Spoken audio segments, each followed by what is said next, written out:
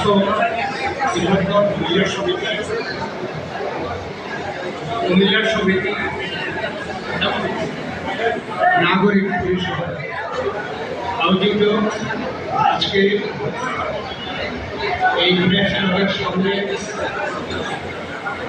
কুমিল্লা বিভাগ এই দাবিতে মানববন্ধন এবং মানববন্ধন পরবর্তী এই সমাবেশে আমাদের সম্মানিত সভাপতি এই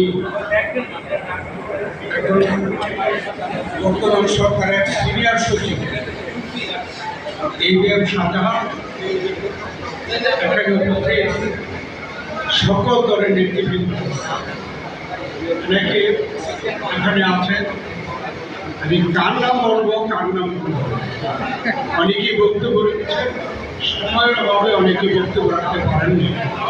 আমি এখানে উপস্থিত সকল নেতৃবৃন্দ, উপস্থিত আমাদের এই কুমিল্লা আমি বিভাগ চাই এর দাবিতে যারা এখানে উপস্থিত হয়েছেন, এর আগে যারা সামনে মানববন্ধনে ছিলেন, আমি আপনাদের সকলকে ধন্যবাদ জানাই, অভিনন্দন জানাই। যারা এই আয়োজন করেছেন, আমি মনে করি এই আয়োজনটি সময় উপযুক্ত, আমাদের খুবই দরকার। শুধু ঢাকায় নয়, কুমিল্লায় আমাদের এই ধরনের সমাবেশ এবং দাবি উত্থাপন করা প্রয়োজন। বড় অপেক্ষা রাখে না, কুমিল্লার এমন কোনো বাসিন্দা নাগরিক নাই যে কুমিল্লা বিভাগ চায়, যাতে নতুন করে বলতে হবে।